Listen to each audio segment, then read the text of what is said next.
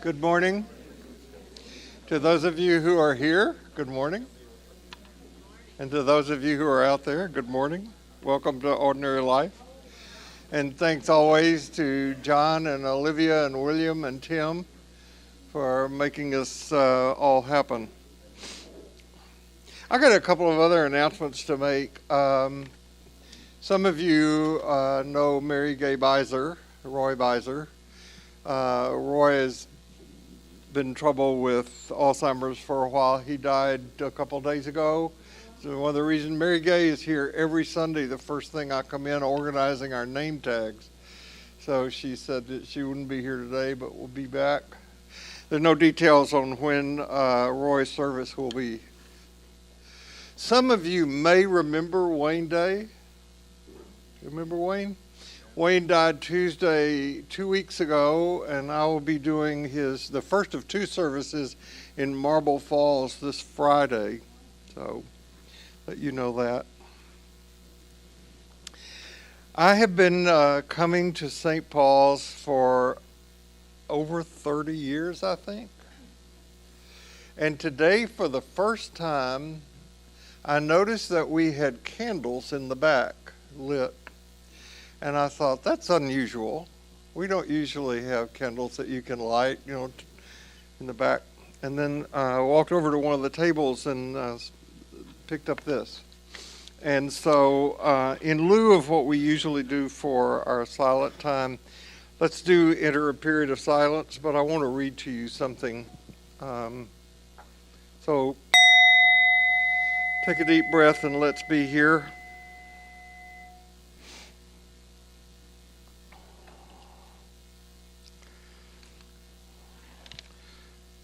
With our intention to know that we are held in the Sacred Heart of God and that sacred mystery seeks to live in us. I want to read to you this prayer that was written by Kayla Craig. O God of peace, our hearts are heavy, and our brains can barely keep up with the breaking news. We don't know what to say or what to do in a world so wounded. So we come to you with hearts heavy for all who sit in the crossfires of violence and acts of war. O God of peace, be with the people of Ukraine, with the mothers who carry babies to subway shelters, with the fathers who hold their heads in their hands, with the children who absorb the traumas of violent acts of powerful men. O God of peace, we don't know the words to pray for a warring world and all who are vulnerable in it. We don't pretend to know the extent of the damages or what tomorrow or today will bring, but we know that you are a God of peace and we can't bomb our way to shalom. O God of peace, comfort the crying and heal the hurt. Tend the aching and soothe the fearful. Make us instruments of your peace, creating a sacred symphony where rhythms of grace are danced upon and evil has lost its sting now and forevermore. O God of peace, hear our prayer. So this prayer for Ukraine, you can pick up at the back of the sanctuary if you would like to have one. It's a beautiful, beautiful piece. So no matter who you are, no matter where you are in your spiritual journey, you are welcome here. So one of the goals that I would have for these times that we spend together is for any teaching that I offer here or anywhere else, is that teaching be simple. And I don't mean simplistic, but I do mean understandable. However, in order to get to the point of simplicity, we very frequently have to pass first through some concepts that are initially difficult to grasp. And at the same time, we have to take into consideration staying ever mindful of our own situation in life. In the seminary, my best biblical teachers stressed the importance of what they call the Sitzen Leben. That is to say, studying any text from any religious tradition, studying it in the context it was written and the function that it had for that time. I think one of the greatest tragedies that is dealt to biblical text and to people is to think that the biblical writers were writing with us in mind. And we have to be constantly aware of our own context. Our country, as the prayer I read, shows that we are going through some perilous times. Not only are we divided as a country, but we're divided as a country about what's going on in Ukraine.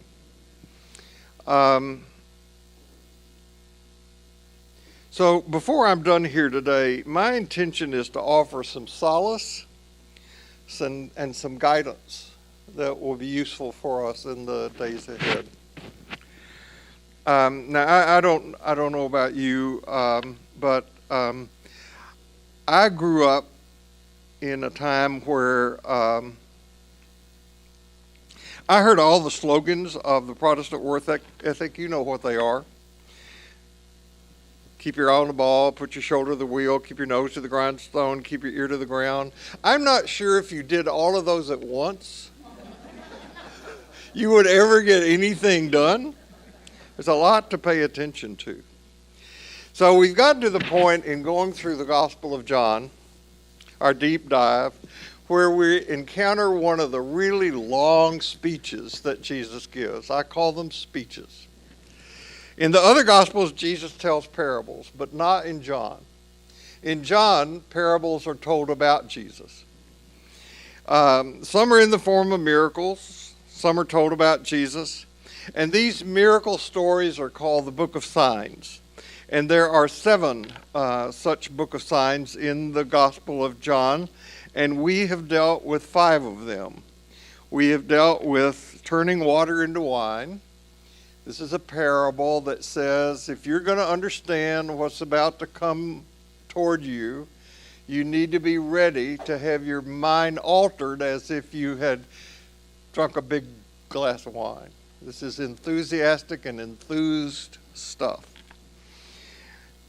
The next sign was the healing of the royal official's son, which begins to show how Jesus, this is followed, you remember, by the visit with the Samaritan woman by the well. Jesus is crossing boundaries, he's crossing barriers, and that's the purpose of this particular sign. There's the healing of the paralyzed man by the pool, which shows something about having initiative. It gives us a real new opportunity to understand what faith means and also something of Jesus' understanding of God. Then there were 2 sign stories that really go back to back. The feeding of the 5,000, God's providential care. This is a setup for the crucifixion story that will come in John. And the calming of the sea, which I'll refer to again a little bit later today. Now we got 2 sign stories to go. One is the healing of the blind man.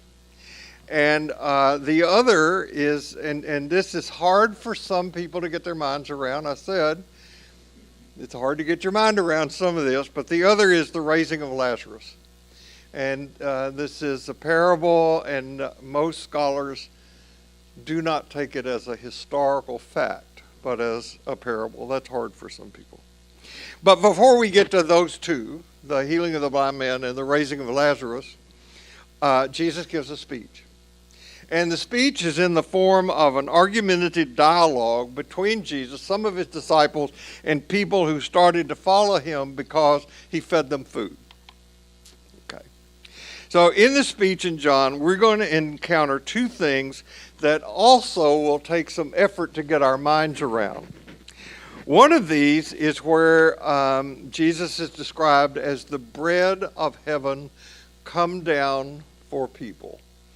This is like manna in the Moses story. And the feeding of the 5,000 is somewhat built on that story. And Jesus calls himself the bread of life. The other thing that we're going to encounter in this first long speech, and it's going to keep coming again and again and again and again in John, are the beginning of the I am statements in the Gospel of John. There are 7 I am statements in John. And the one that we will deal with when we do this again next week, Amy Jill Levine is going to be here speaking. But the week after that, we'll get into the bread story. I'm the bread of life. I am the light of the world. I am the gate of the sheepfold. That is, the only way to get into God is through me. That's what John is saying. I am the good shepherd. I am the resurrection and the life. And then the one in John 14, I am the way, the truth, and the life. And then the last one is, I am the true vine. So I have decided to deal with the I am statement first because it's one of the 2 things that I get confronted with when people first hear almost any of my rethinking of any part of the Christian story in light of what we are learning from evolutionary cosmology. So when I first began venturing in the territory of challenging Christian fundamentalism, and I hope you know that Christian fundamentalism is an oxymoron, because in my humble opinion, there's nothing Christian about fundamentalism. But in my encounter with fundamentalists, or very, very, very conservative people, when I would start talking about rethinking theology in light of cosmology, I'd get these questions. You know what an oxymoron is, right? An oxymoron is a 2-word combination. The word oxy comes from the Latin word meaning sharp, and moron comes from the Latin word which accurately means foolish. So you've got sharp and foolish together. And I went through a phase in my life where I collected oxymorons. Jumbo shrimp is an oxymoron. A religious war. All right? Bittersweet. A small crowd. Old news. An open secret. The living dead. A deafening silence. This is the only choice you have. Something can be pretty ugly, or something can be awfully good. And I remember when I took these to Sherry, I started collecting them, and I went and I read them to Sherry, and I finished, and she said, or smart ass.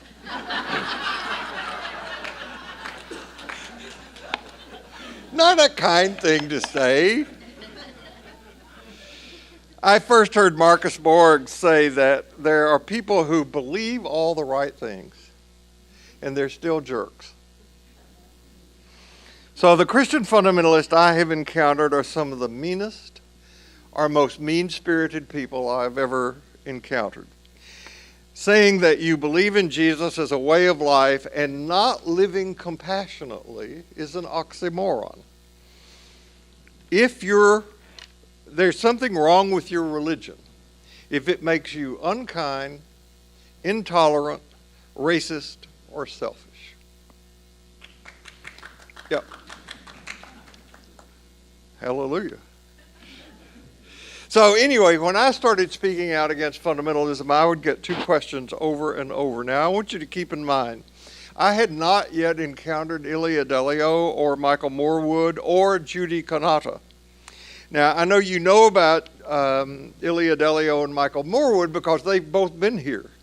And you can go back in the archives and you can watch Ilia, you can watch Michael do a presentation here. It's all on the Ordinary Life YouTube channel, so you can see that. And I just encountered last year Judy Kanata, the book I read last year. This is hands down the best religious spiritual book I read all year last year, I think. There were several others that were close, but I love this. So much that I wanted to get her to come here, but she died of a very rare cancer a couple of years ago, so hard to get her to come here. Her Field of Compassion is a wonderful book, and although I've finished this now. I didn't really learn anything new. I love reading her book that was actually written before Field of Compassion. It's a book called Radical Amazement, Contemplative Lessons from Black Holes, Supernovas, and Other Wonders of the Universe. It's a good book. And you'll all three of these people, Ilya, Michael, and Judy, are Roman Catholics. And she brings her Roman Catholicism directly into the pages of her writing with spiritual contemplations and prayers at the end of every chapter. So it's just wonderful. And Morwood is the guy who said, because of evolutionary cosmology, we have to rethink everything in our theological categories. So when people get it, that there is no God out there, and that we are in an evolving, expanding, creative, entangled mass of energy, there are two questions that come up over and over and over again. You will not be surprised about what they are. The first one is, what about prayer? If there's no God out there that we can pray to miraculously intervene in our set of circumstances, what good is prayer? And we can talk about that sometime if you want to. I'm open to doing that. The other question is, if humans are really just a tiny, tiny speck on the time-space continuum, what about Jesus? What about in the Bible where it says Jesus is the only way? So we're going to put prayer aside for the time being, and we're going to deal with this question. Do you think Jesus is the only way? Now, when I'm asked this question, it is a test. And the effort is to see if I give the right answer. And if I don't give the right answer, the door's shut. Right? And because there's such a growing number of people who are non-religious, by that I mean they are tired of the shenanigans of organized religion, these people ask the question hoping I will say no, so that maybe then we will have something in common. So when I am being what my beautiful bride calls a smartass, my response when people ask, is Jesus the only way, is to say, the only way to what? Now, if you want a way toward enlightenment, I would recommend the teachings of Buddhism, starting with the Four Noble Truths that lead you to the Eightfold Path. Holly and I spent 3 months talking about the lessons that both of us had learned from Buddhism in here. And again, you can go back to the archives and you can see or read or listen to these lessons. They're there. If you want a way to practice submission to God, to the unknowable mystery, try Islam. The word Islam means submission. And if we all embrace the 5 pillars of Islam and practice them, the world would be a better place. We would pray 5 times a day. We would gladly give to the poor. We would practice fasting. And we would not consume alcohol. If you want to learn about mysticism, I'd refer you to the branch of Islam known as Sufism and its lyrical poets of Kabir and Sufi, or any of the mystics that you can read about in a book that my spiritual director recommended to me years ago called Love Poems from God. A wonderful book filled with things. If you want to learn about how God is in everything and everyone, I would refer you to Hinduism. Judy Kanata tells a story in the most recent book I read of a group of children from mixed ethnic backgrounds who were interrupted in their play and asked the question, "Where is God?" And the Roman and Catholic children pointed up, and the Hindu children pointed in. If you want to learn how to be wealthy without work and healthy without diet or exercise, there are some megachurch preachers out there who say they can deliver if you follow them, and follow here means give them money. If you want to dominate others through intimidation, terrorism, or military conquest, Jesus is not for you. Even if you are looking for a way to get to heaven when you die, Jesus is not your guy. He didn't teach that. Now, some people taught that about him, but check the record. Jesus never said, "Believe in me, and if you do, you go to heaven when you die." It's not there. So you have to keep constantly in mind that all of these "I am" statements in the Gospel of John were created by followers of Jesus, not by Jesus himself. It was their experience. It was valid to them. And we'll get into talking about that more. As we go through John, you're going to hear Jesus, you're going to hear coming from the mouth of Jesus in John 14th chapter, which is where the big "I am" statements are. "I am the way, the truth, and the life. No one comes to the Father except through me." It's there in John. Let's see what it means. Now, this verse is used by some to say that if you do not consciously and decisively accept Jesus as your personal Savior, you will burn forever in hell. My belief is that Jesus did not teach, nor was he interested in showing a way out of hell for some folks after death. Jesus' message was primarily about a way to live a better life before death. A life that was marked by love and compassion, non-judgment, and inclusivity. His message was not about constricting and excluding, but about welcoming all into what he called the community of empowerment. I think the question we need to focus on is, what did whoever wrote this portion of John have in mind and want those who heard his words to hear and understand? Now, you can twist Scripture to say anything you want it to say. Right now, the Methodist Church is splitting over the fact that some people are convinced that the Bible teaches that only heterosexuals can run the show. And the Bible has been used to support slavery, racism, mistreatment of women, justification of war, hunting and burning women accused of being witches, torture of heretics, fights over evolution, and, lest we forget, accurate predictions about the end of the world, none of which has ever proven accurate. Andy Fuller, who is a distant attendee of these classes, sent me this week this: "I can do all things through a verse taken out of context."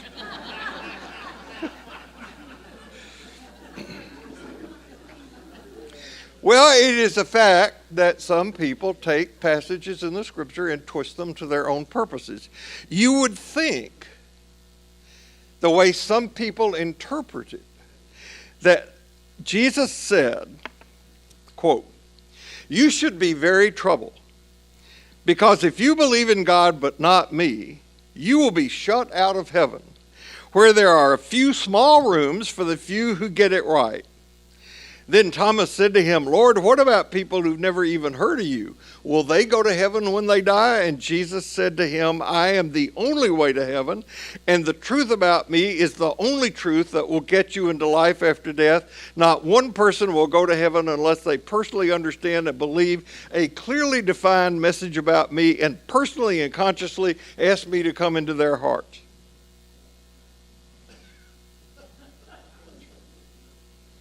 I cannot, in my wildest imagination, believe that Jesus ever thought or said anything close to that. Certainly that rendition would have made no sense to Jesus' followers or to those for whom the Gospel of John was written. And we'll get into this more as we get toward the end of John.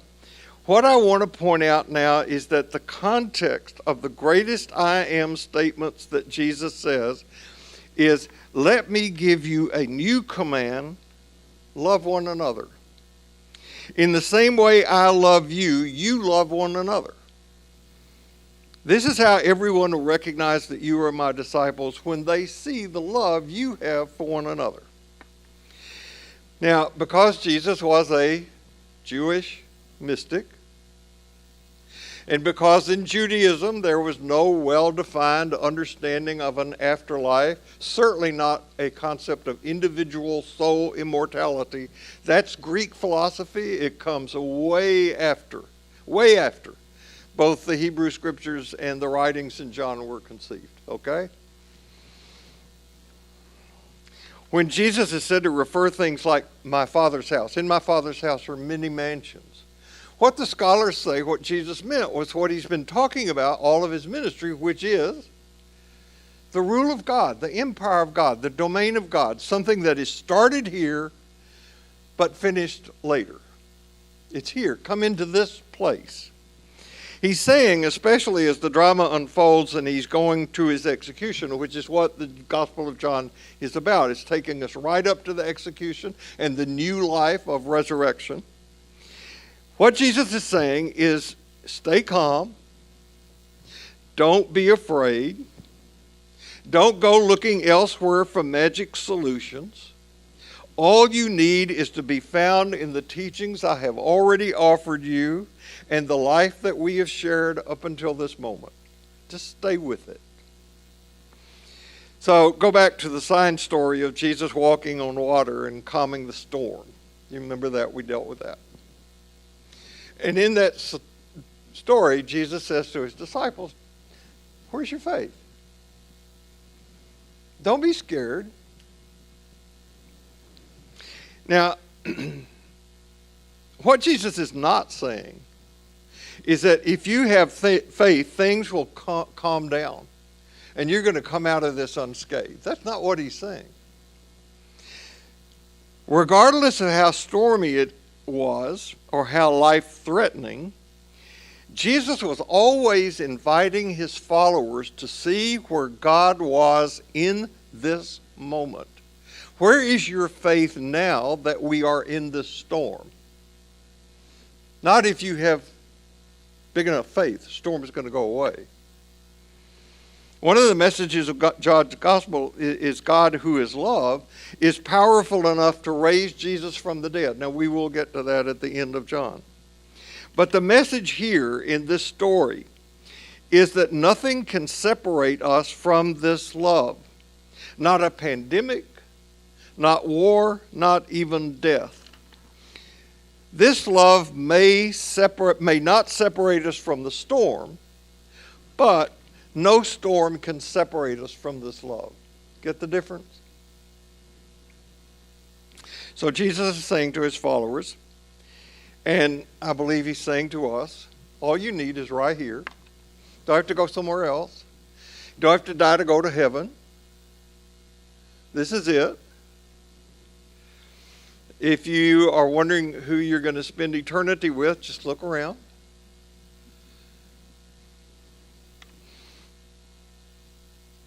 If you want to know what God looks like, Jesus said, look at me. So when you look at Jesus, what do you see? What do you see when you look at Jesus' life, at his character, at his deeds, his teaching, his way? Do you see exclusion? Do you see rejection? You see constriction? You see elitism? You see favoritism? You see condemnation? Absolutely not. You see non-judgment, love, inclusion.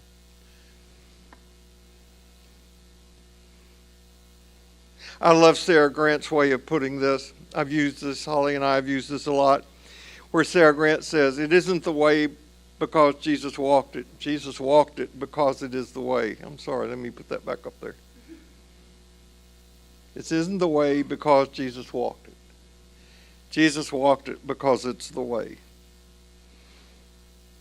Jesus' way was one of compassion and healing and acceptance and forgiveness and inclusion and love from beginning to end. So we saw him early on welcome a Samaritan woman.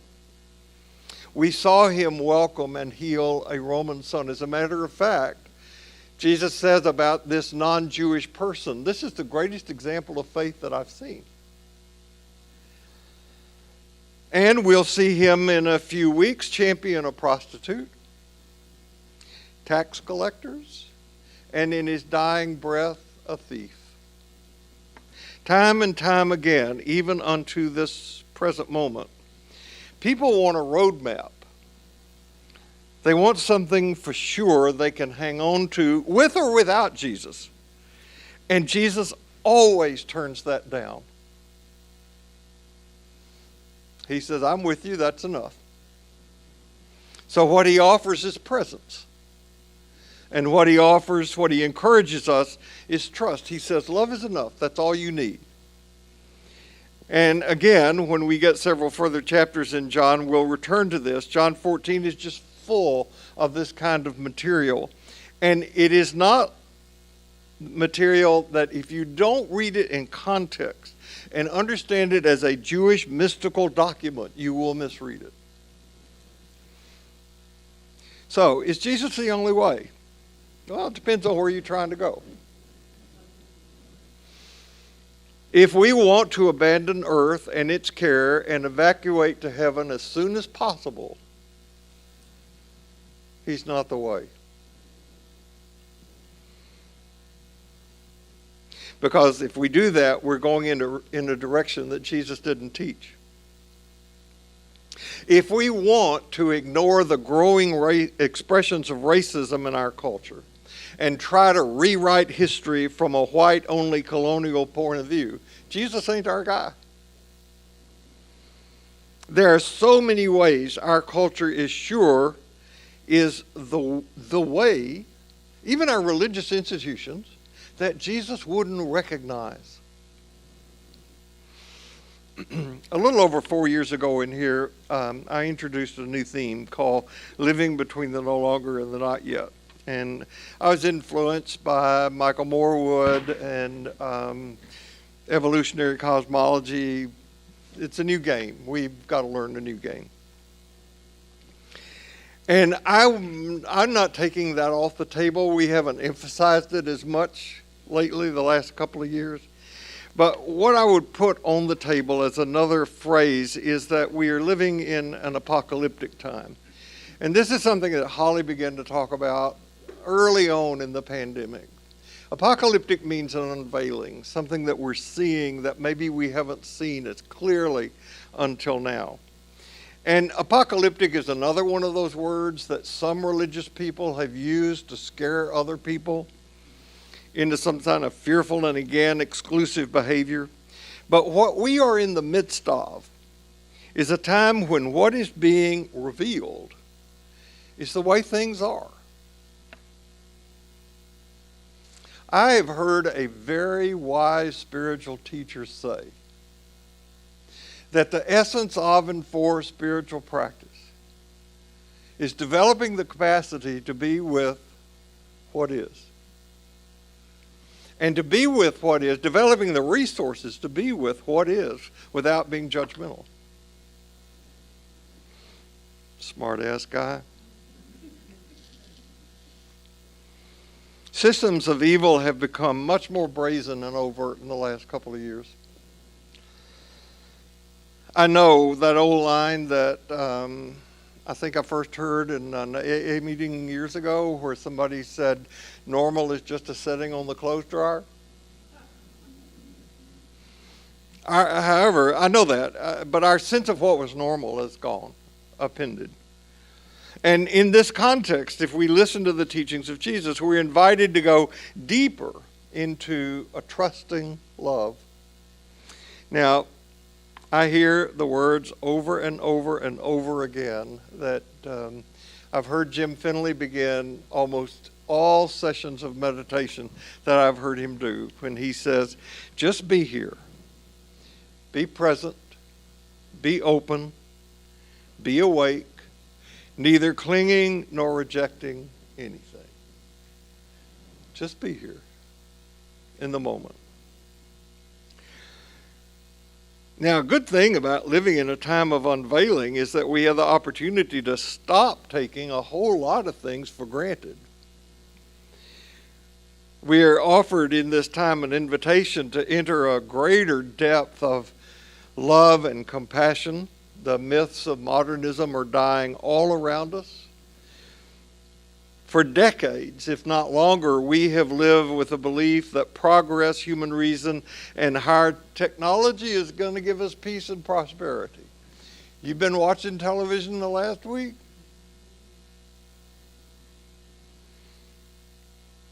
Look at what's going on in Ukraine. Or look at the higher gun deaths that we are experiencing. Not decreased, but increasing. Look at the suicide rates, increasing. Addiction rates, increasing. Attempts to limit voting rights, increasing. And of course the war in Ukraine. So we see that our faith in continual progress has been misplaced. More information has not led to more wisdom. More options are not the same as freedom. More things don't bring more happiness. And further, all the time saved by our time-saving appliances and devices, we're not using it for contemplation and meditation. We're just being busier. So it is clear that what we call progress has been achieved at not only the expense of the earth, but also the curtailment of human rights. 3 weeks ago, not a block and a half from where we are right now. You remember the real cold weather we had? Block and a half, a homeless man froze to death just right out here. And this is in the same world where people are paying up to $500,000 for a few minutes ride on one of Jeff Bezos' rockets. Something's gone askew. So what do we need in these turbulent times? Now, if you listen to Jesus and John, the answer is that we need more love and trust in this love. But you know, I'm not one to argue with Jesus, but I think we need something before that. We need something that will lead us to that. And I think what that is wisdom. I look at what's going on in the world and our national politics and the decisions and behaviors of the church, and what I see is a lack of wisdom. So often what the church has done is to teach people to think that they're right and other people are wrong. We haven't helped people enter the narrow and dangerous path of true wisdom. People don't like to hear about narrow and dangerous, but it is parallel with his teaching. Enter by the narrow gate, straight is the way, hard is the path. So the message of Jesus, if we can stomach it, offers to liberate us from both the lies of this world and the lies that are lodged in ourselves. The teachings of Jesus seek to create an alternative consciousness, solid ground on which we can really stand, free from every social order, from every ideology. And Jesus called this the domain of God, the kingdom of God, the rule of God, the empowered community. Whatever word you want to use. It was an alternate way of thinking and living. And this is where faith comes in. So we offer our bit of salt, our bit of light. It means a willingness to stand where we grow comfortable, knowing that we do not know much at all. And that's okay. The message of Jesus in John, now I want you to hear these two sentences correctly and accurately. The message of Jesus in John doesn't have anything to do with religion. The message of John does have to do with religion. But it's the Jewish religion, not the Methodist Church. Okay? That's a very different realities. When we get to talking about the bread Jesus claims to be, we're going to talk more about what that Jewish religion meant for those people who wrote the Gospel of John. So one of the things Jesus seeks to do is to break down barriers between people, which starts by breaking down barriers inside of us. He seeks to set people free from bondage. The bondage of self-centeredness, the bondage of being motivated by survival, the bondage of insecurity, the bondage of fear, the bondage of the struggle to become somebody, the bondage of assuming that in order to build ourselves up, we've got to tear somebody else down. So the Jews who heard this, now remember, John was written for a new expression of Judaism that was coming out of an older expression of Judaism. And the older expression of Judaism said, hey, we don't need this. We have Abraham for our father. Remember that? We're on the right side. We're in the right camp. And Jesus responds, my translation, but you haven't done what Abraham did. You know what Abraham did, right? It is the greatest expression of faith in the whole Jewish story.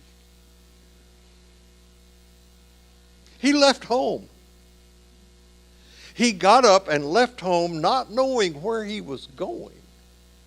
And that's used as an expression of faith.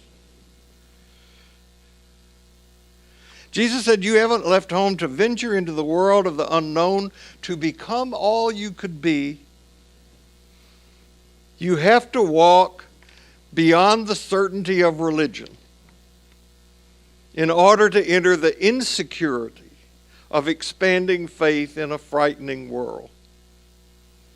And this is what I think is most relevant for you and me right now.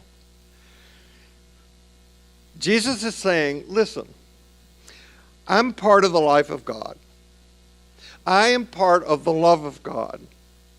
I am part of the being of God. This God cannot be bound in time or space by ethnicity or clan, by religion or ritual. God is beyond every human division. I am part of this God, and so are you.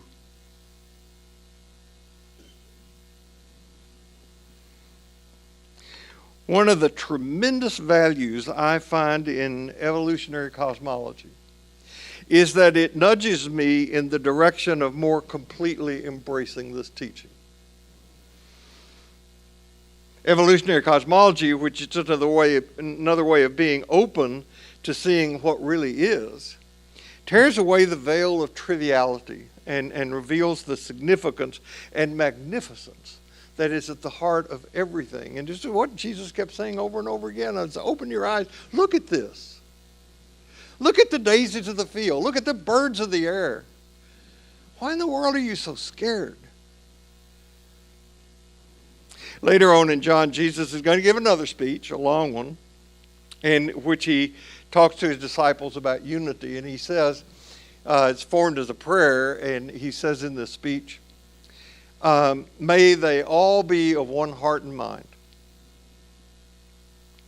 Now, evolutionary cosmology says we already are, we just don't know it. We're all part of each other. And what we don't have the wisdom to do is to live this reality. And one way is, and I think Jesus did this, is to embrace this God of radical mystery. A God who continues to give expression from within creation all the time. One who emerges as new life in every nook and cranny of creation. Jesus shows us the way to do this. And in this reason and for this means I'm willing to say, yes, Jesus is the way. Not the way to get to heaven when you die. Jesus is just the way to be. He's the way to live our lives right here, right now.